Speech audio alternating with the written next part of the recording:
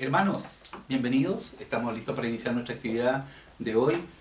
Y bueno, preocupados por toda la situación que estamos viviendo y pidiendo al Señor que Él tenga misericordia. Una de nuestra hermana Yana de la iglesia de Chehuayante, nos pidió oración por un familiar. Y bueno, otros también han pedido. Sabemos que hay hermanos que están delicados. Una persona de la quinta región que nos pide una oración por ella también para que Dios tenga misericordia. Y así nos han llegado muchas peticiones de oración que son privadas, pero pedimos que usted y yo estemos orando por ellas. No importa los nombres, y al final de cuentas Dios conoce los nombres. Lo importante es nuestra actitud de oración. Oremos. Señor, gracias por esta nueva oportunidad de reunirnos alrededor de tu palabra y al mismo tiempo elevar una oración por cada matrimonio, por cada familia, por cada hogar, por nuestros hermanos que tienen algún familiar aquejado de salud, que está en algún momento de angustia. Que tú tengas misericordia, Señor. Ayuda a nuestros conciudadanos, ayuda también a todas aquellas familias que estamos conscientes que están pasando necesidades, estrechez económica, dificultades para sus necesidades básicas. Ten piedad, Señor, y no permitas que el caos, Señor, y el desorden, Señor, se apropie de nuestra nación. No logramos nada de esa manera. Ayúdanos, Señor, para poder avanzar en medio de esta pandemia con la mayor prudencia y que podamos, Señor, pedirte, Señor, que tengas misericordia para que cada familia tenga lo necesario. Señor, haz que las autoridades de nuestra nación tengan la sabiduría y la prestancia, la rapidez para atender a las necesidades de aquellos que están pasando los peores momentos, de manera que podamos solucionar este problema con bendición para nuestra patria. Gracias te damos por todo, Padre, en el nombre de Jesús. Amén y amén. Qué bueno verles, hermanos, o saber de ustedes. Hemos tenido noticias, hemos hablado con algunos. Hoy día saludaba yo a Patricia, que está de aniversario con Jorge Monje. Son nuestro brazo derecho en la obra del Señor, son nuestros colaboradores directos. Ellos y su familia son una familia muy querida de nuestra iglesia. Feliz aniversario, chiquillos. Que Dios les cuide junto a la Dani y al George, que el Señor les proteja, que Dios les siga bendiciendo. Y bueno, a todos nuestros hermanos, nuestro hermano José con su esposa, que estuvimos sabiendo de ellos, que el Señor les cuide. Ellos tienen también edad y hay que cuidarse, hay que protegerse. Así que hemos estado compartiendo con nuestros hermanos, llamándoles por teléfono, informándonos de cómo están y al mismo tiempo orando para que el Señor les proteja. Cada día estamos pidiendo al Señor su bendición. Vamos a leer Génesis capítulo 18, versículo 17 al 21. Y vamos a continuar aprendiendo de este personaje llamado Abraham. Dice así Génesis 18, del 17 al 21. Y Jehová dijo: ¿encubriré yo a Abraham lo que voy a hacer? Habiendo de ser Abraham una nación grande y fuerte, y habiendo de ser benditas en él todas las naciones de la tierra, porque yo sé que mandará a sus hijos y a su casa después de sí, que guarden el camino de Jehová, haciendo justicia y juicio, para que haga venir Jehová sobre Abraham lo que ha hablado acerca de él. Entonces Jehová le dijo: por cuanto el clamor de Sodoma y Gomorra se aumentan más y más, y el pecado de ellos se ha agravado en extremo, descenderé ahora y veré si han consumado su obra según el clamor que ha venido hasta mí, y si no, lo sabré. Bien, esta porción es una porción que está en un contexto bien particular. En el capítulo 18, que es el capítulo anterior, dice que hay una visión que tiene Abraham, o hay una manifestación del Señor, donde el Señor viene acompañado de dos ángeles, y Abraham corre a recibirlo, lo atiende, y mientras lo atiende en su casa y le prepara alimentos, y le trae un becerro, y le trae mantequilla y tortillas, el Señor entonces le da una noticia que Abraham esperaba mucho tiempo. Le dice: contando el tiempo de la vida, el tiempo del embarazo, de aquí a 1 año, 9 meses, vas a tener un hijo en tus brazos, porque yo te he concedido esa bendición. Entonces encontramos a este Abraham que después de 25 años ha recibido la promesa de tener un hijo. Cuando uno piensa en esto, hermano, se da cuenta que en los tiempos de la Biblia habían personajes que tenían una paciencia enorme. Por algo a Abraham y a Sara se le considera dentro de los grandes héroes de la fe del capítulo de Hebreos número 11. Entonces Abraham es un hombre absolutamente, digamos, confiado en Dios. ha esperado, esperado, esperado. Y cuando le falló la fe, él supo seguir confiando en las promesas del Señor. A esta altura, Abraham tiene 100 años, han pasado 25 años de su llamado y recién Dios va a cumplir su promesa. Una vez que esta conversación se da, una vez del anuncio expuesto de parte del Señor de que viene un descendiente directo del matrimonio de Abraham con Sarai, entonces el Señor manda a los ángeles a una misión. La misión es destruir Sodoma y Gomorra. Y destruirla porque dice la Biblia que han subido delante del Señor el clamor por el pecado de estas ciudades. Y en un momento, entonces hay como un monólogo que parte de la mente de Dios. Dice, le diré a Abraham lo que voy a hacer. Dice, tengo que decírselo. Porque él va a ser un patriarca, un hombre de gran descendencia. Y se supone que le va a tener que enseñar a sus hijos lo correcto o lo incorrecto. Entonces le revela a Abraham que él tiene la intención de mandar a estos dos ángeles a destruir estas dos ciudades. Particularmente las prácticas de violencia, las prácticas de relaciones sexuales en contra de naturaleza, son las que suben delante de Dios y se plantea con esa simpleza de la Biblia. Dios está en desacuerdo con eso, lo considera un pecado, lo considera una aberración del cuerpo humano y del uso de la sexualidad como algo especial, consagrado y de parte de Dios, porque la sexualidad es un regalo del Señor, en el contexto del matrimonio entre un hombre y una mujer. Así se entiende a la luz de la Biblia. Y no es nada de malo, al contrario. La sexualidad en el contexto de Dios es una bendición. Lo cierto es que cuando Abraham se entere que van a destruir estas ciudades, yo creo que es imposible que Abraham no tenga en cuenta que su sobrino Lot, que él rescató, en vez de alejarse de estas ciudades pecaminosas, se mantiene en las mismas ciudades haciendo los mismos negocios que hacía permanentemente. Sigue siendo el mismo comerciante, la persona que mantiene negocios con los habitantes de Sodoma y que tiene una casa incluso en ese lugar. Entonces dice la Biblia que la actitud de Abraham es comenzar a interceder por estas ciudades pecaminosas. Y la forma como lo hace es notable, porque cuando se lee el versículo 24 del capítulo 18, dice de la siguiente manera. 23 dice, y se acercó Abraham y dijo, ¿destruirás también al justo con el impío? Es una buena pregunta para el Señor. Él está en la presencia del Señor. Y Abraham le dice, ¿tú vas a destruir al justo con el impío? Quizás haya 50 justos dentro de la ciudad. Destruirás también y no perdonarás al lugar por amor a los 50 justos que estén dentro de él. Y aquí Abraham entonces presenta un argumento delante del Señor que es, aunque toda la ciudad fuera pecaminosa, pero puede que hayan 50 personas justas, ¿esos justos tienen que morir junto con los pecadores? Lejos de ti hacer tal que hagas morir al justo con el impío y que sea el justo tratado como el impío, nunca tal hagas. El juez de toda la tierra no ha de hacer lo que es justo. Es una pregunta que le hace Abraham al Señor. Entonces respondió Jehová, si hallar en Sodoma 50 justos dentro de la ciudad, perdonaré a todo este lugar por amor a ellos. Hay aquí una verdad muy interesante. El Señor ni siquiera dice, no, si todos fueran correctos los perdono. El Señor dice, en una ciudad bastante grande, multitudinaria, dice, si hubieran 50 justos, por amor a esos 50, yo podría perdonar a toda la ciudad. ¿No te parece que es una actitud novedosa? No está hablando del 50% de la población, no está hablando de miles de personas, está hablando de 50 personas. Pero si fueran 50 justos, dice, por amor a esos 50, no destruiría la ciudad. Al contrario, perdonaría a toda la gente, incluso a los pecadores. Y frente a esto uno puede mencionar dos hechos interesantes. Número uno, Dios conoce el corazón de las personas.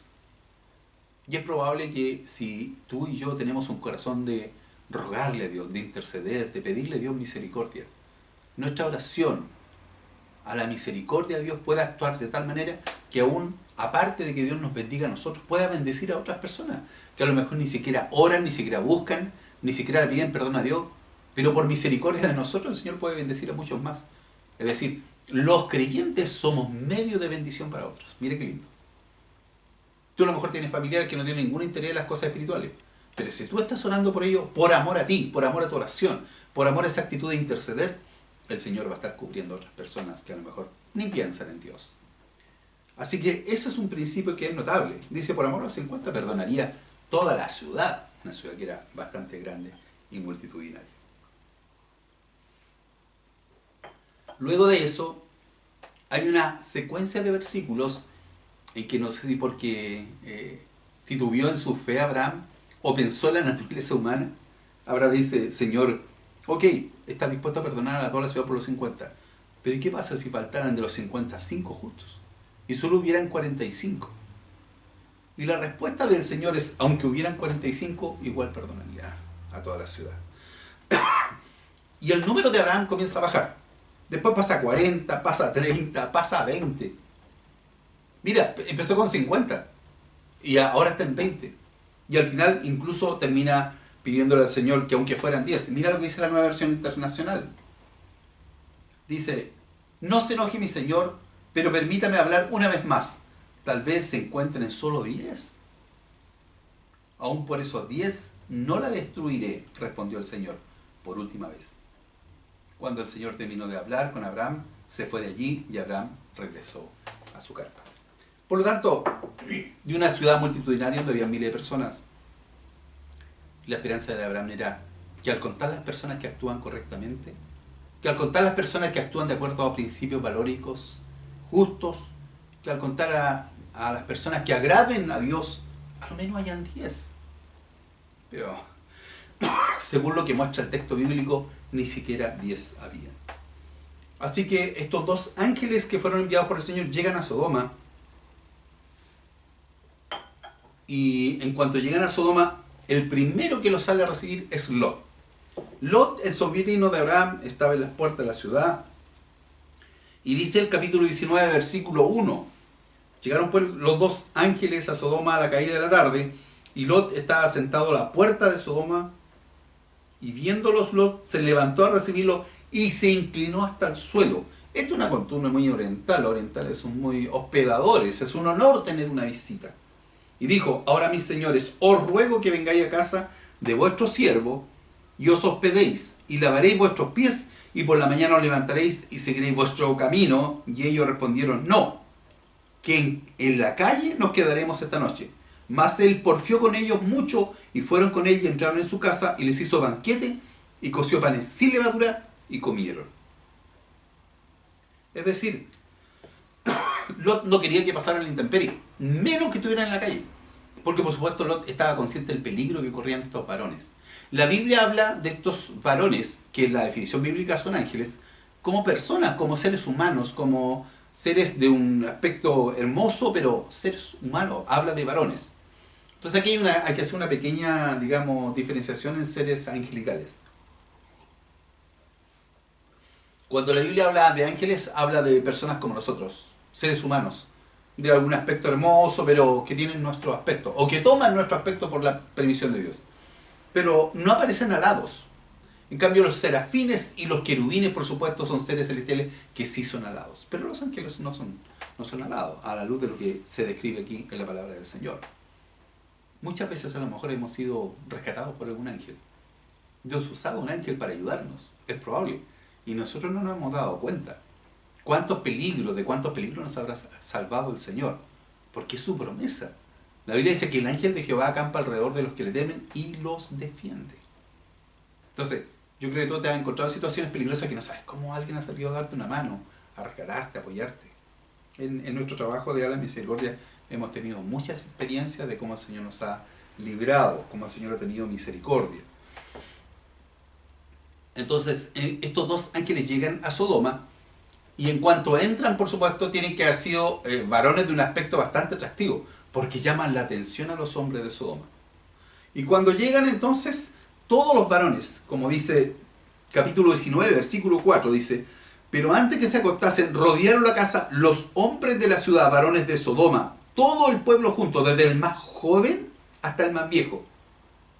Todos los varones venían a conocer a estos dos que habían entrado en la casa de Lot. Y llamaron a Lot y le dijeron, ¿dónde están los varones que vinieron a ti esta noche? Sácalos para que los conozcamos. Ya explicamos este concepto. Ellos querían hacer violencia sexual contra estos dos invitados de Lot. Entonces Lot salió a ellos a la puerta y cerró la puerta tras él. A lo mejor no quería, se avergonzaba de la conversación que iba a tener con sus conciudadanos. Y dice la Biblia, y dijo, os ruego, hermanos míos, que no hagáis tal maldad. He aquí ahora yo tengo 2 hijas que no han conocido varón. Os las sacaré afuera y haced con ellas como bien os pareciere. Solamente que a estos varones no hagáis nada, pues que vinieron a la sombra de mi tejado. Resulta súper extraño en nuestra sociedad actual el concepto de que un padre esté dispuesto a entregarle a 2 hijas vírgenes a los hombres para que las violaran o tuvieran todo tipo de actos de abuso y de maltrato con ellas, con tal que no trataran de esa manera a sus invitados. Qué extraño. Ahora, si uno mira los elementos de sociología, los elementos costumbristas de la época, uno puede entender por qué Lot tiene esta actitud.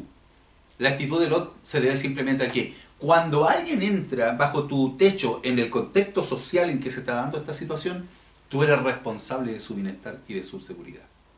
Tú eres responsable de que coma, que esté bien, que esté protegido, que no le hagan daño, que no sufra ningún maltrato, porque están bajo tu techo. Entonces, de alguna manera, uno encuentra que Lot se siente responsable por estos varones. Sabe el mal que le van a hacer. Y por eso sugiere esto. A lo mejor hasta considera que estaba seguro que ninguno de los hombres que habían ido a buscar a los ángeles iban a tener interés en las mujeres, porque no era su costumbre. El hecho es que simplemente los varones de la ciudad de Sodoma se rebelan, comienzan a maltratar a Lot, y dice ellos, y ellos respondieron, quita ya, y añadieron, vino este extraño para habitar entre nosotros, porque Lot ¿se acuerdan que era sobrino de Abraham y había llegado a habitar con ellos? Y habrá de erigirse en juez. Él va a juzgar nuestras costumbres. Él va a venir a decirnos cómo vivir, cómo actuar, cómo hacer, qué hacer con nuestra sexualidad. Eso es lo que están diciendo. Ahora te hacemos más mal que a ellos. Y hacían gran violencia al varón, a Lot, y se acercaron para romper la puerta. Entonces los varones que estaban dentro, estos ángeles, alargaron la mano, metieron a Lot en casa con ellos y cerraron la puerta. Y a los hombres que estaban a la puerta de la casa hirieron con ceguera, desde el menor hasta el mayor, de manera que se fatigaban buscando la puerta. Terrible escena. Mal Lot. Había invitado a sus queridos amigos, los había atendido con tanto cariño y ahora eran maltratados de esa manera. ¿Cómo sigue la historia? Eso demostraba que el corazón de esta gente estaba totalmente lejos de Dios. No tiene ningún interés en vivir una vida ordenada, una vida de acuerdo a las costumbres naturales. Porque por supuesto, como lo define claramente la Biblia, toda práctica homosexual es una práctica contra naturaleza. Dios ha establecido la naturaleza de hombres y mujeres. Y así lo establece el Evangelio. Y cuando ocurre esto, entonces está establecida entonces la sentencia de muerte para estas ciudades. ¿Qué es lo que hacen entonces los ángeles? Lo que hacen simplemente es asumir de que no hay salvación para la ciudad. No hay ni siquiera 10. Con suerte, Lot, por la oración de Abraham, tiene una oportunidad. Abraham está intercediendo por la ciudad. Y seguramente está intercediendo por su sobrino. Señor, mi sobrino, ten misericordia de él. Dice la Biblia que la oración del justo puede mucho. A lo mejor tú puedes estar orando por una persona y tu oración puede tener un resultado milagroso. Dice la Biblia que los ángeles se propusieron sacar entonces a Lot de la ciudad. Cuando encontramos esta relación, entonces los ángeles dicen abiertamente que hay una orden de Dios para destruir la ciudad. ¿Cuál es la actitud de Lot? Capítulo 19, versículos 15 y 16.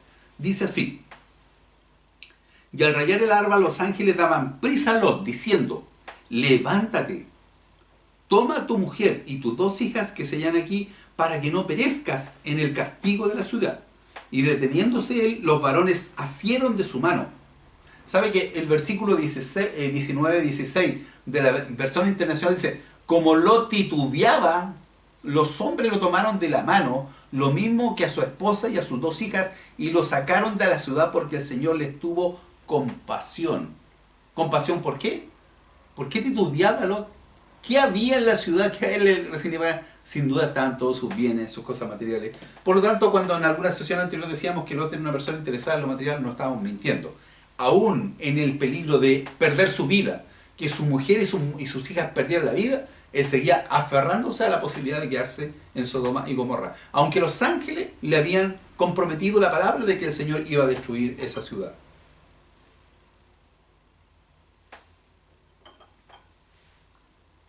La Biblia dice que prácticamente lo sacaron a la rastra a Lot con su familia y le dieron una cierta instrucción. La instrucción es: váyanse lo más lejos posible y en ningún caso miren hacia atrás. Apúrense, váyanse lo más lejos posible. ¿Qué es lo que hace Lot? A pesar de eso, le pide que tengan misericordia y que le permitan llegar a una ciudad pequeña. Capítulo 19, versículo 22 dice de la siguiente manera: date prisa, le dice, escapa allá, porque nada podría hacer hasta que haya llegado allí. Por eso fue llamado el nombre de la ciudad Zoar. Es decir, Lot le pide que le permitan llegar a Zoar, que es una ciudad pequeñita, y ahí pueden entonces descargar este juicio que venía sobre esta ciudad. El sol salía sobre la tierra cuando Lot llegó a Zoar. Entonces Jehová hizo llover sobre Sodoma y sobre Gomorra azufre y fuego de parte de Jehová desde los cielos. Y destruyó las ciudades y toda aquella llanura con todos los moradores de aquellas ciudades y el fruto de la tierra. Se salvó la familia de Lot, se salvaron sus hijas, se salvó su mujer. Dice, entonces la mujer de Lot miró atrás a espaldas de él y se volvió una estatua de sal. Lot era interesado en las cosas materiales, su mujer era interesada en las cosas materiales. Había muchas cosas que quedaban atrás. Cuando uno lee esta porción, uno tiende a recordar un versículo de la Biblia que dice: donde está tu tesoro, ahí está tu corazón. Entonces, ¿qué es para nosotros valioso? Ante el riesgo de la vida de nuestros seres queridos, ¿nos importarían las cosas materiales? ¿Será que si yo tengo la posibilidad de salvar a mi hijo, puedo titubear siquiera en ocupar un bien material? Yo creo que la vida de nuestros seres queridos, de nuestros hijos, nuestros nietos, es lo más valioso. Pero hay personas para las cuales sus propiedades son lo más importante. Aquí hay una pregunta que hacernos. ¿Qué es lo que ocupa el primer lugar de nuestra vida? ¿Para qué hemos trabajado? ¿Qué es lo realmente valioso para cada uno de nosotros? ¿Qué hay en nuestra mente cuando hay un peligro tan inminente como el que estamos viviendo en este momento? Ojalá que nuestra mente esté en buscar al Señor, en pedir misericordia por nuestros hijos y en entender que ninguna cosa material puede reemplazar a los que amamos. Si un hijo, una hija, una madre no puede ser reemplazado por los bienes materiales. La vida de la mujer de Lot era tan cómoda, era tan ventajosa, habían tantos bienes, tantos muebles, tantas joyas, que se quedaron todas atrás, que no soportó dar una última mirada. Cuando los ángeles habían dicho, no miren atrás porque si no va a venir un juicio del Señor. Yo creo que es interesante al menos dos aspectos importantes en esta porción de la Biblia. Número uno, Dios puede tener misericordia de muchos con que hay unos poquitos que busquen su rostro. Y yo te invito a ti que tú seas parte de esos poquitos, que en esta circunstancia de peligro le pidamos a Dios que tenga misericordia. Dios es un Dios de misericordia, Dios es un Dios de amor, Dios es un Dios que tiene piedad por nosotros. Por tanto, frente a esto, nosotros deberíamos estar intercediendo. Y es la labor que tenemos. Nos juntamos con hermanos del norte, del sur, de la quinta región, de todas partes, que por supuesto se unen a nosotros para orar por nuestra nación, por nuestro país, para que Dios tenga misericordia. Y segundo, frente a los bienes que tenemos, frente a las dificultades que tenemos, las situaciones como esta nos hacen meditar. ¿Qué es realmente importante? ¿Sabe lo más importante? Nuestros seres queridos. Sin nuestros seres queridos también está todo bien. Oremos. Señor, te damos gracias por saber que de ti viene la misericordia, de ti viene la posibilidad, Señor, de salir adelante en esta circunstancia tan difícil. Concédenos nuestros seres queridos, nuestras familias, nuestros padres, nuestras madres, nuestros hijos. Concédenos que estén bajo tu protección. Y te rogamos, Señor, que tú traigas, Señor, tranquilidad y paz a nuestra nación. Y que podamos, Señor, superar esta prueba enorme que se ha venido sobre nuestra patria. Fortalece nuestra nación, fortalece nuestros equipos de salud. Bendice, Señor, a nuestra patria. Dale sabiduría a nuestros gobernantes. Dale prudencia, Señor, a las autoridades eclesiásticas, a los pastores, para que nos comportemos a la altura de las circunstancias, Señor. Y no estemos haciendo que se denigre el Evangelio por nuestra falta de criterio, al invitar a reunirnos en tiempo donde cada uno debe estar en su casa, guardando esta cuarentena. Señor, ten misericordia Rogamos que tú nos hagas valorizar la vida, que es lo más importante. Gracias te damos por tu misericordia y que tu bendición esté con nosotros en el nombre de Jesús.